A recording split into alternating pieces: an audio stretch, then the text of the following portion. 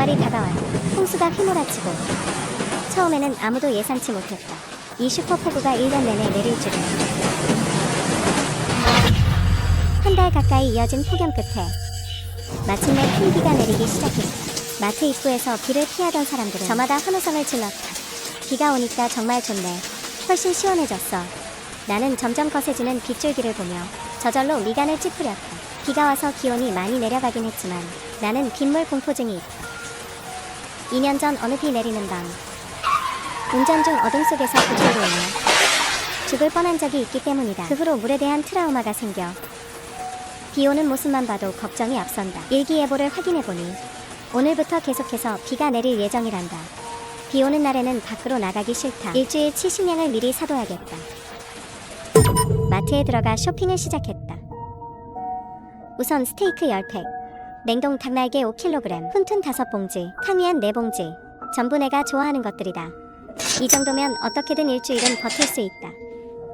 아껴 먹으면 한 달도 가능할 것이다. 나는 중급 아파트 단지 3층에 산다. 식량을 집으로 옮겨오자 빗줄기가 더 굵어진 것 같았다. 창문을 요란하게 두드리는 소리가 마치 유리창을 깨뜨릴 것만 같았다. 그때 부모님 걱정이 되어 두 분께 전화를 걸었다. 부모님은 고향 산골에 계시는데 폭우로 인한 영향이 적지 않을 것이다. 신아야, 안전에 꼭 유의하거라. 비가 정말 무섭게 내리는구나. 기세가 아주 대단해. 아버지는 전화로 거듭 당부하셨다. 이렇게 큰 비는 수년 만에 처음 보신다며.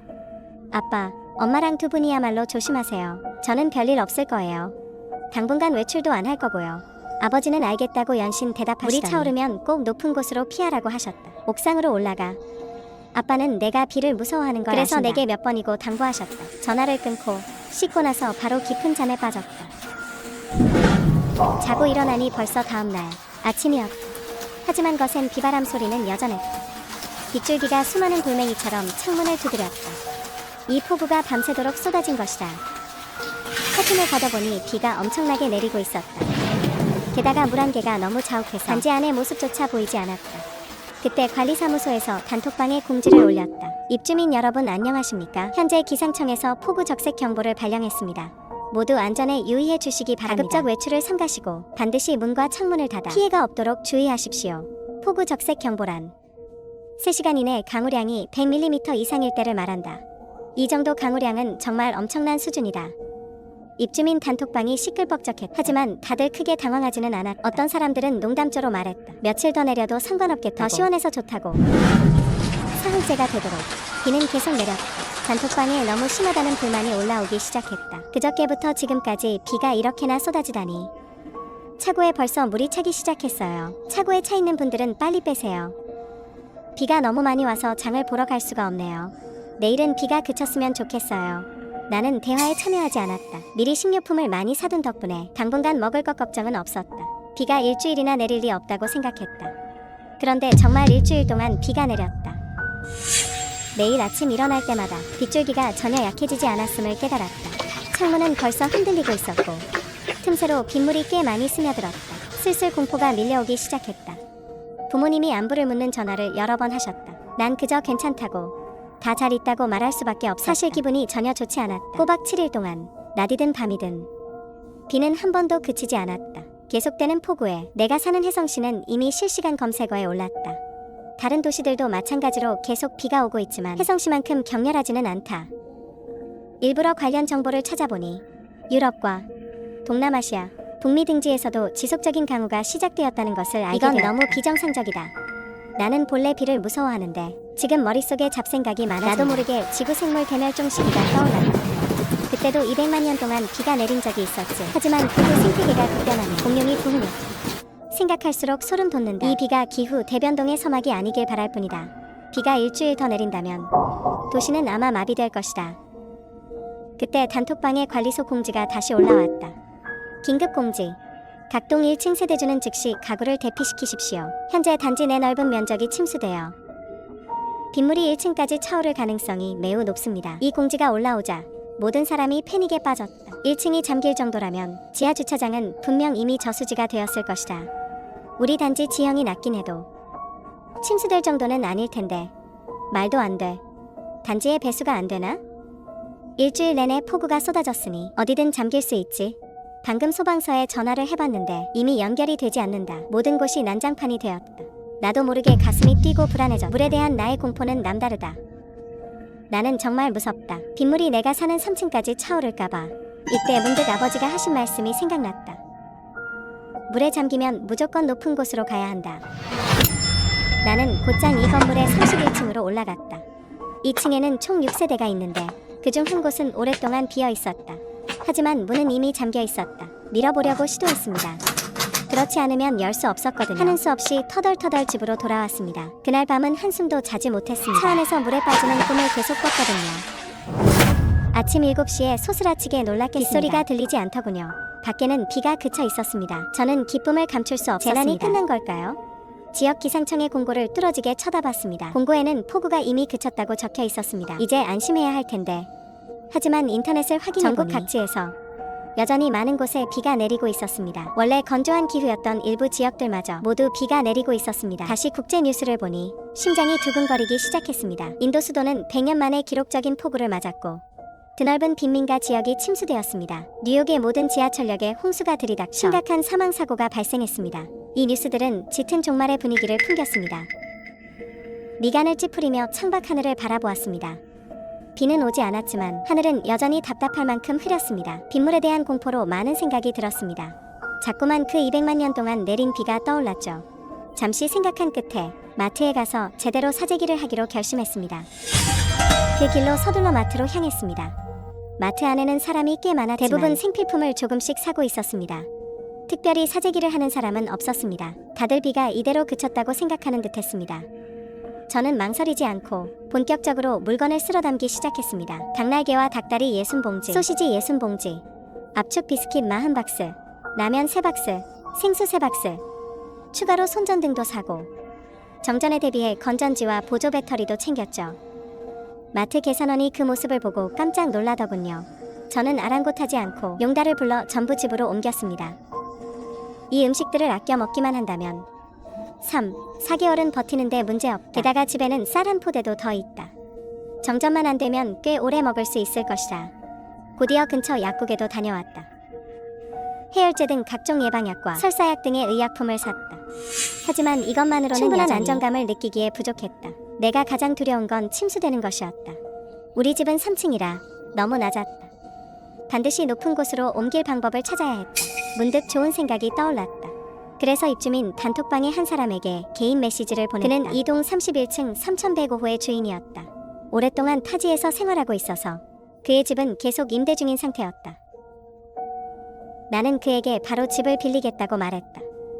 가구도 다 갖춰져 있었고 월세는 3,000위안, 최소 3개월 계약이었다. 그에게 월세를 송금하자마자 얼마 지나지 않아 관리실을 통해 3105호 열쇠를 내게 전달했다. 나는 잠시도 지체할 수 없었다. 바로 거처를 옮기기 시작했다. 물자들을 한 짐씩 날랐다.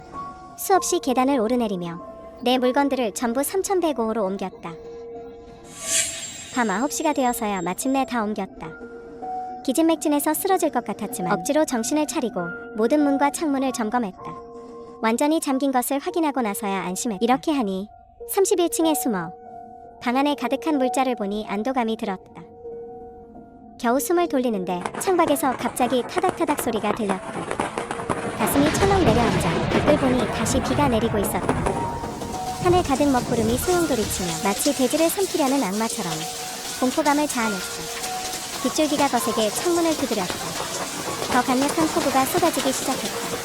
만반의 준비를 마쳤음에도 불구하고 나도 모르게 몸이 덜덜 떨렸다.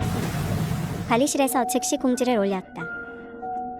모두 외출하지 말라는 내용이었다. 문과 창문을 잘 닫으세요. 입주민 단톡방이 욕설로 가득하네요. 왜 또 비가 오는 거야? 기상청에서 안 온다고 하지 않았나? 이놈의 날씨는 끝이 없네. 주차장 물도 아직 안 빠졌는데 지금 또 쏟아지네. 이제 다 끝장이야. 우리 단지 주차장은 이미 침수되기 시작했어. 이 폭우가 쏟아지는 기세를 보니 1층도 곧 침수될 것 같아. 아니나 다를까 폭우가 새벽 1시까지 이어졌을 때 시끌적한 빗소리 사이로 사람들의 욕설이 섞여 들렸다. 1층에서 들려오는 소리였다. 31층인 우리 집까지 들릴 정도였다. 얼마나 많은 사람이 욕을 하는지 알 수 있었다. 나는 미간을 찌푸렸다. 분명 1층이 침수된 거다. 복도에서 소란스러운 소리가 들렸다. 1층 주민들이 위층으로 대피하는 게 분명했다. 31층 주민들도 하나둘 문을 열고 나갔다. 옆집 이웃의 목소리가 들렸다. 우리 어서 내려가서 도와줍시다. 사람 죽어나가면 안 되잖아요. 그들은 의심할 여지 없이 선량했다. 하지만 난 그럴 수 없었다. 물이 무섭기 때문이다. 내려가서 물에 닿고 싶지 않았다. 단톡방도 뜨겁게 달아올랐다. 몇몇 고층 주민들은 가구 옮기는 걸 돕겠다고 했고, 어떤 이들은 자발적으로 제안해 저층 주민들을 자기 집에 머물게 해주겠다고. 상부상조의 정신이 넘쳐났다. 한편 나는 전국 각지의 뉴스를 살폈다. 온 인터넷이 이 폭우 이야기로 도배되었다. 전국적인 대폭우, 장강 중하류 지역에 100년 만에 대홍수가 발생할지도 모른다. 마도 공항이 침수되었고 제도 배수 시스템은 완전히 마비되었다. 이런 소식들에 가슴이 서늘해졌다. 처음에는 내가 사는 혜성시가 실시간 검색어 1위였는데 이제 혜성시는 안중에도 없었다. 폭우가 정말 맹렬하다는 증거였다. 전국의 주요 경제 도시들이 침수될 위기였다. 당국에서는 이제 우리 같은 소도시를 돌볼 여력이 없었다. 등골이 오싹해졌다. 단지 물에 대한 공포심 때문만은 아니었다. 전국 각지의 재난 뉴스 때문이었다. 나는 다시 한번 생각했다. 200만 년 동안 내렸던 그 비를. 지금의 폭우는 절대로 정상이 아니다. 이미 상식으로는 설명할 수 없다. 이것은 어쩌면 생물 대멸종일지도 모른다. 나는 너무나 두려워졌다. 그래서 서둘러 인터넷으로 관련 정보를 검색했다. 만약 이 비가 계속 내린다면 어떤 상황이 벌어질지에 대해. 지금 우리 단지의 차고와 1층은 이미 모두 침수되었다. 만약 한 달 내내 비가 내린다면, 석 달 혹은 1년 동안 내린다면 그 결과는 상상조차 할 수 없을 것이다. 서둘러 폭우 속에서 살아남는 법을 검색했다. 하지만 한참을 찾아봐도 상세한 자구책을 찾을 수 없었다. 높은 곳으로 피하는 것 외엔 방법이 없는 듯했다. 만약 비가 계속 내린다면 한 달이면 전력시설이 파손될 것이고 전기와 인터넷이 끊길 가능성이 크다. 그리고 수많은 사람이 습기 때문에 병들 것이다. 2달도 채 되지 않아 저지대는 침수될 것이고 곳곳에서 대규모 홍수가 발생하며 산사태 등이 일어날 것이다.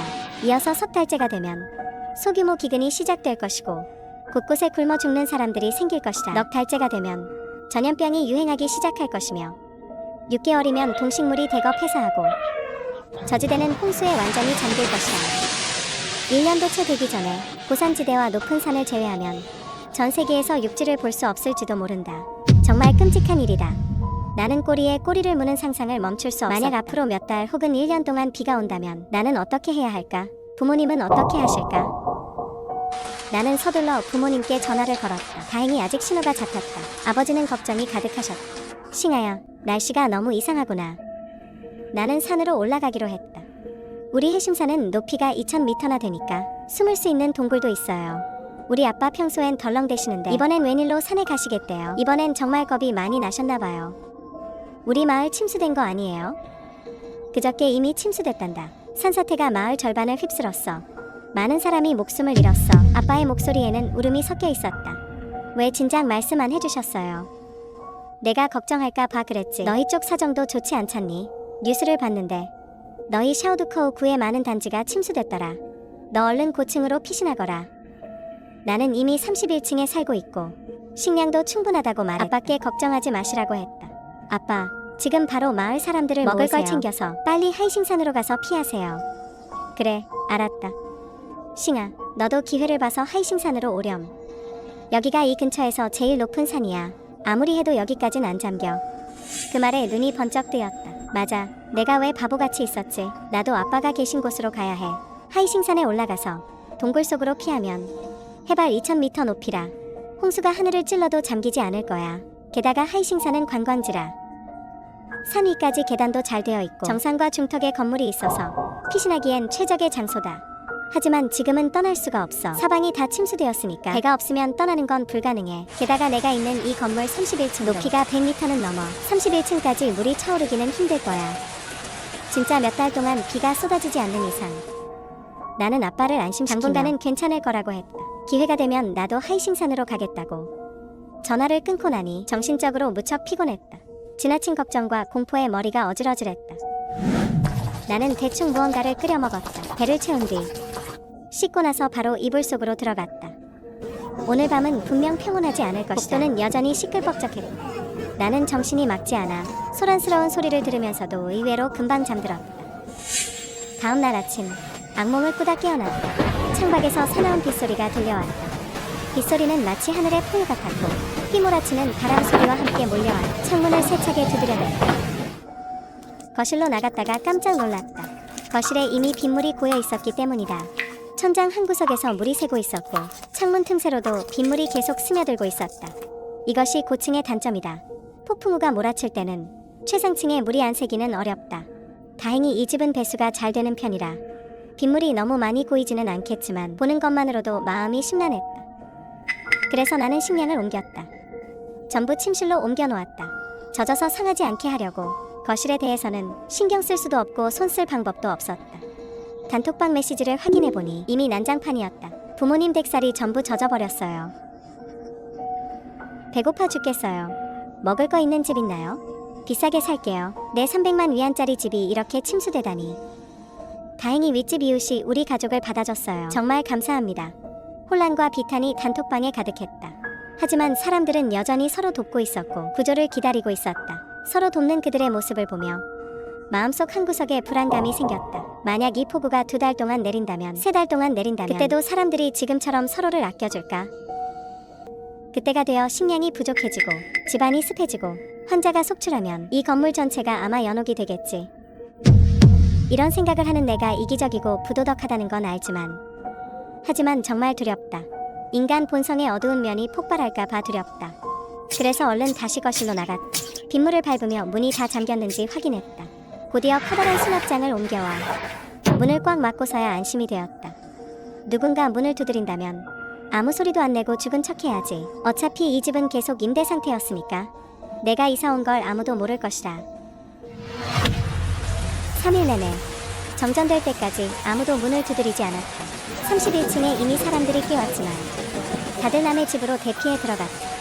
폭우는 갈수록 거세지고 적색 경보만으로는 설명이 안 될 정도다. 관리사무소도 진작에 소식이 끊겼다. 아마 관리실도 이미 침수됐을 것이다. 거실에 빗물이 점점 차올라서 틈날 때마다 걸레로 물을 닦아내야 했다. 점심때가 되었다. 요즘 통 입맛이 없다. 압축 비스킷 몇 개로 점심을 때웠다. 그런데 그때 밖에서 통곡 소리가 들렸다. 2층, 3층이 다 잠겼어. 우리 집이 없어졌어. 세상에, 너무 무서워. 4층도 곧 잠길 것 같아. 이 기세라면 시내 기관들도 분명 다 침수됐을 거야. 너무 배가 고파요. 제발 먹을 것 좀 나눠주실 분 없나요? 절망적인 분위기가 퍼져나간다. 빗물이 차오르는 것보다 더 빠르게. 또 일주일이 지났다. 폭우가 쏟아진 지 벌써 한 달이 넘었다. 물건 사러 나갔던 날 비가 그쳤던 걸 빼면 줄곧 비가 내렸다. 침실에 숨어서 나가지 못하고 있다. 거실은 온통 물바다다. 배수 시스템이 이미 한계에 도달했다. 침실도 금방 물에 잠길까 봐 겁난다. 넓은 테이프로 문틈을 다 막았다. 조금이라도 더 버틸 수 있기를. 다행히 보조 배터리를 많이 사뒀다. 휴대폰 배터리는 아직 여유가 있다. 데이터로 인터넷의 최신 소식을 확인했다. 전국적인 폭우로 인해 각 지역 기관들이 마비되었다. 인터넷은 온통 구조 요청 글로 도배되어 있다. 다들 살려달라고 아우성이다. 우리 분지 전체가 다 잠기게 생겼어. 도시 멸망, 구조 요청, 주강 제방이 터졌어. 나는 지금 미국 허리케인 속에 있는데 강풍과 헤일이 서해안을 다 쓸어버렸어. 대사관에 구조 요청을 할 수 있을까? 이 소식들을 보니 안색이 창백해져. 손가락이 멈추지 않고 떨려. 이건 정말 생물 대멸종일지도 몰라. 종말이 다가오고 있어. 한 달 넘게 쏟아진 기록적인 폭우는 이미 전 세계를 붕괴시켰어. 그리고 이건 단지 시작일 뿐이야. 설령 지금 폭우가 그친다 해도 사상자 수는 100만 명을 훌쩍 넘겠지. 만약 폭우가 계속된다면 기근이 닥쳐오고 시체가 부패하면서 전염병이 유행하기 시작할 거야. 생각에 잠겨 계속 정보를 확인하려는데 더 이상 새로 고침이 되지 않아. 가슴이 철렁 내려앉았어. 인터넷이 완전히 끊긴 거야. 이제 단수, 단전, 단만까지 모든 사람이 고립된 섬이 되어 그 안에서 고군분투하는 가엾은 존재일 각자 알아서 살아남아야 해. 그런데 바로 그때 멀리서 갑자기 거대한 굉음이 들렸어. 수많은 사람의 비명소리와 함께. 세상에, 저게 대체 뭐야? 헤일이야. 헤일이 몰려와. 홍수가 났어. 빨리 도망쳐. 나는 공포에 떨며 즉시 창가로 달려가 밖을 내다봤어. 그런데 저 멀리 북쪽에서 거대한 물줄기가 밀려오고 있었어. 분명 북쪽의 높은 산지 지형이 육지 해일을 일으킨 거겠지. 우리 시내의 고층 건물들이 끔찍한 산사태의 충격을 고스란히 받게 된다. 눈앞의 광경에 넋이 나갔어. 머릿속이 하얘졌지. 어찌할 바를 몰라 방 안으로 뒷걸음질 치며 구석을 찾아 몸을 웅크렸어. 지진 대피법은 알아도 홍수 대피법은 전혀 모르니까 본능적으로 벽면 구석처럼 기댈 수 있는 곳에 숨어버렸어. 옆에 있던 캐리어를 다시 꽉 붙잡았지. 그 안엔 식량과 비상약이 들어있으니까 만약 운 좋게 홍수의 충격을 버텨낸다면 최소한 비상물자는 좀 남겠지. 하지만 우리 건물이 버틸 수 있을까? 무너져 내리는 건 아닐까? 홍수의 파괴력은 지진에 전혀 뒤지지 않는다. 미지의 공포가 나를 엄습한다. 창밖의 폭우 소리가 점점 가까워지고 마치 고대 교수가 돌진하는 듯하다. 머리칼이 쭈뼛선다. 문 밖에서 어지러운 발자국 소리와 비명이 들린다. 빨리 도망쳐요. 홍수가 너무 높아요. 다들 어서 옥상으로 가세요. 저층에 숨어 있으면 안 돼요. 20층 이상으로 올라가세요. 방 안에 숨어 있어봐야 소용없어요. 반드시 고층으로 가야 해요. 사람들이 서둘러 위층으로 뛰어간다. 저층에 남는 건 분명 죽음뿐이다. 이번 홍수는 천지를 뒤흔드는 거대한 쓰나미와 다름없다. 가는 길의 모든 것을 집어삼킬 것이고 하이심시 전체가 거대한 바다가 될 것이다. 나는 이를 악물고 입을 굳게 다물었다. 양손으로 가방을 꽉 움켜쥐었다. 온몸에 식은땀이 흐른다. 3년 전 물에 빠졌던 고통스러운 기억 다시 덮쳐오는 듯하다. 광포한 물살, 차가운 물속, 질식할 것 같은 고통이 나를 집어삼킨다. 바로 그때 쾅 하는 거대한 개문이 울렸다. 등 뒤를 강하게 얻어맞은 기분이었다. 몸 전체가 구석에서 튕겨나갔다. 나는 비명을 질렀다. 물이 들이닥쳤다. 홍수는 수많은 흉포한 교수처럼 우리 단지의 건물을 집어삼키고 있다. 거대한 파도가 무자비하게 건물을 때린다. 건물 전체가 요동치고 있다. 복도 밖에서 비명소리가 끊이지 않는다. 제때 올라오지 못한 주민들은 전부 비행기가 어디로 휩쓸려 갔는지 모르겠다. 벽이 갈라지는 소리가 들렸다. 수많은 균열이 생기고 천장이 터져나갈 것만 같다. 구석을 꽉 붙잡았다. 극도의 공포 속에서 악취나는 진흙 냄새가 났다. 홍수가 31층까지 들이닥치다니. 방 안이 온통 누런 흙탕물로 가득 찼다. 온갖 부패한 악취가 섞여 있었다. 이제 죽었구나 싶었다. 홍수가 이렇게나 높다니. 31층까지 바로 들이닥쳤다. 난 분명히 잠기게 될 것이다. 죽음이 이토록 가까이 다가왔다. 하지만 하늘은 내게 그리 잔인하지 않았다. 연달아 밀려드는 물줄기 외에는 거대한 파도가 직접 덮치지는 않았다. 즉, 홍수가 31층을 넘지는 않았다는 뜻이다. 아마 20층까지는 집어삼켰을 테고 그 끝자락이 31층에 닿은 것이리라. 나는 조금 숨을 돌렸지만 안심할 수는 없었다. 그때 거대한 굉음이 들리더라. 건물 전체가 격렬하게 흔들렸다. 나는 분명히 내 몸이 앞으로 미끄러지는 것을 느꼈다. 안 돼. 건물이 기울고 있다. 분명 홍수가 건물의 한쪽 지지대를 무너뜨린 게 틀림없다. 상황이 매우 위급하다. 건물이 기울어졌다는 것은 더 이상 안전하지 않다는 증거다. 31층에 숨어 있어도 소용없다. 홍수가 머지않아 건물 전체를 무너뜨릴 테니까. 비명소리는 여전히 끊이지 않아. 이웃집 여자가 살려달라고 외치는 소리가 들렸다. 건물이 무너져요. 대체 어떡하면 좋지? 나는 도저히 움직일 엄두가 나지 않았다. 원래 물을 무서워하는데 홍수의 건물 붕괴 위험까지 겹치니 단단히 서늘해졌다. 그저 벽구석에 웅크리고 숨어있을 뿐이었다. 그런데 침실 천장에서 소리가 들려왔다. 마치 철근 콘크리트가 갈라지는 듯한 소리였다. 건물이 기울어지며 천장을 압박한 게 분명하다. 머리 위에 천장이 갈라지려 하고 있었다. 다음 순간 팍 하는 소리와 함께 돌무더기 몇 개가 떨어졌다. 부서지는 소리가 점점 거세졌다. 생사가 걸린 절체절명의 드디어 조금이나마 용기가 생겼다. 여기서 나가야만 한다.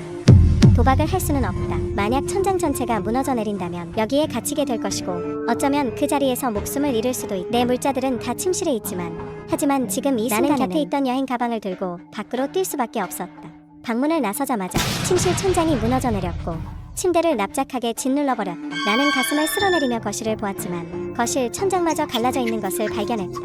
빗물이 끊임없이 스며들었다. 그나마 다행인 점은 거실 문이 부서져 열리지 않았고 파도가 문틈으로만 비집고 들어온다는 것이었다. 게다가 홍수가 31층까지 차오르지는 않았으니 나는 저층 거주자들보다 훨씬 안전했다. 나는 소파 옆 빈 공간에 몸을 숨기고 벽에 기댄 채 앉아 있었다. 온몸이 흠뻑 젖었고 시야는 흐릿했다. 콧속은 온통 악취로 가득했다. 다행히 여행 가방은 멀쩡했다.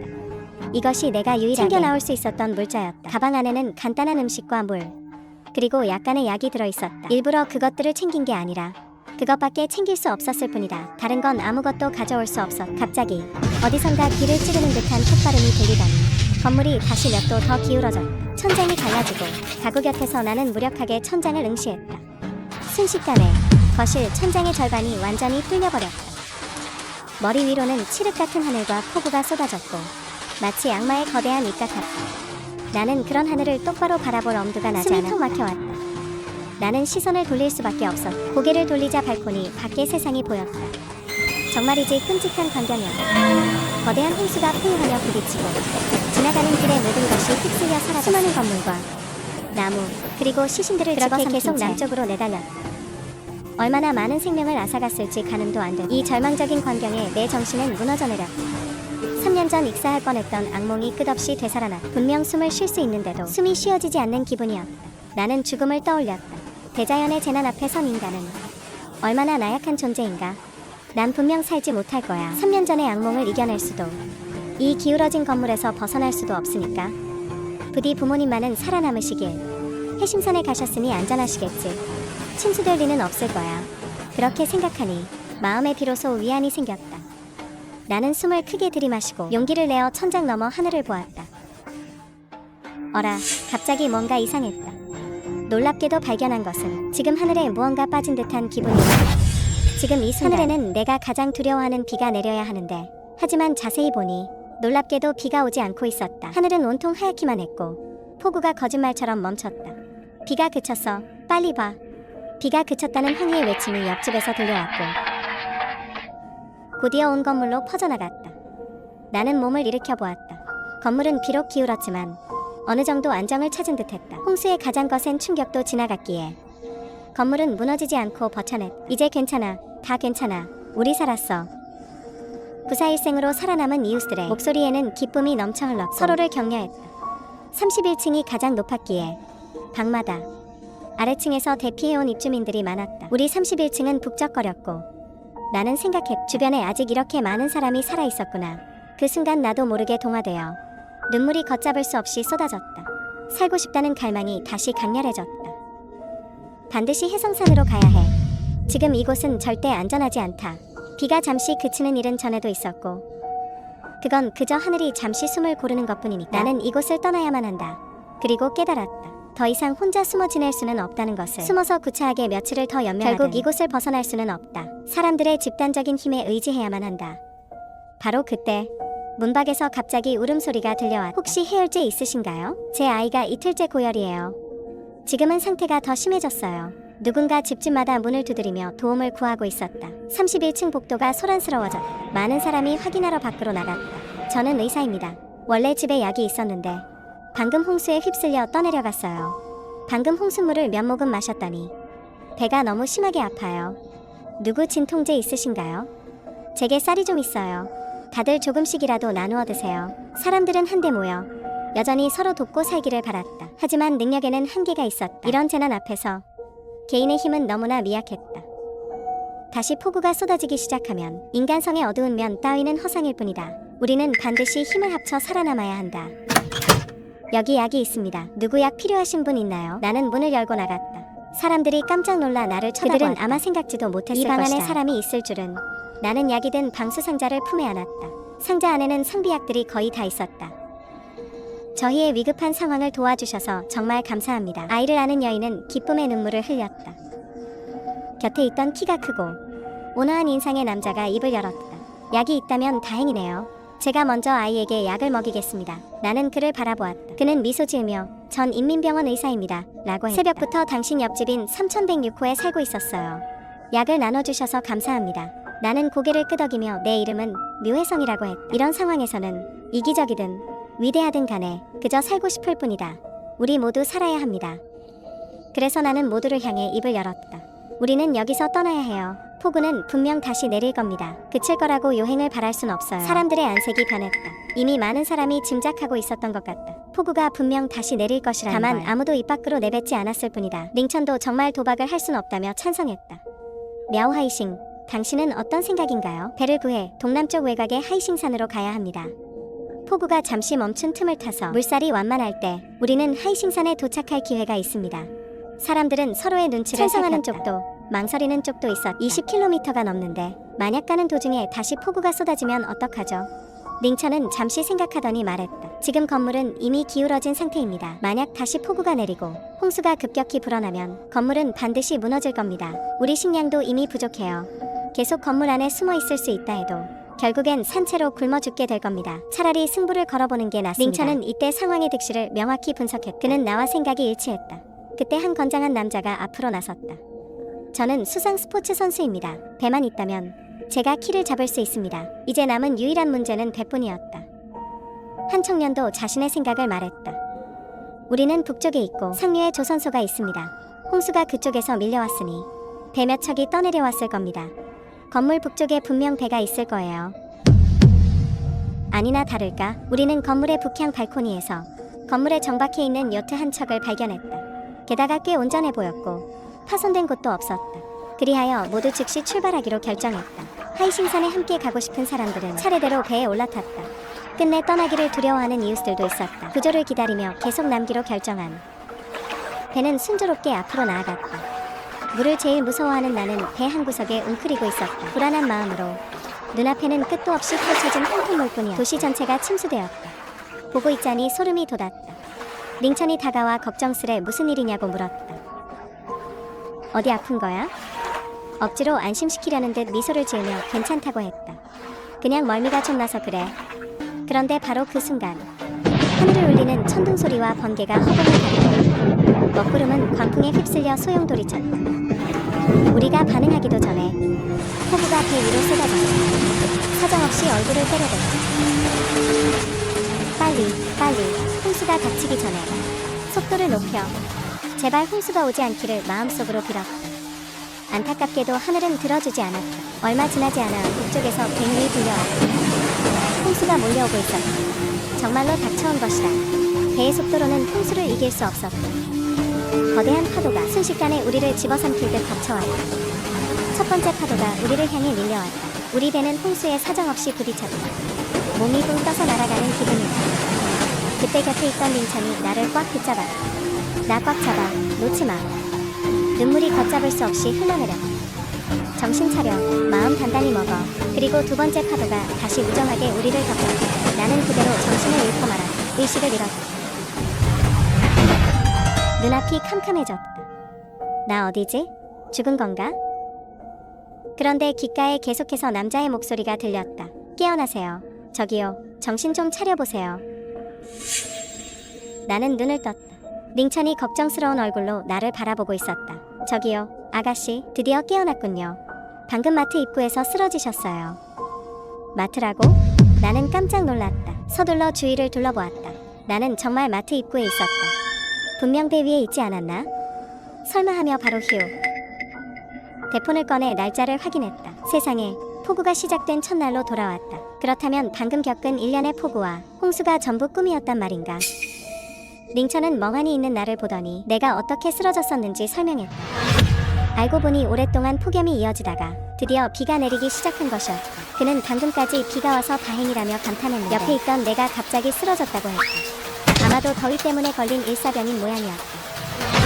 나는 여전히 충격이 가시지 않았다. 폭우와 홍수, 종말의 광경이 눈앞에 선한데 어떻게 이게 꿈일 수가 있을까? 갑자기 나는 링천을 쳐다보았다. 한 가지 확인하고 싶은 게 있었다. 링천, 나를 모르겠어요?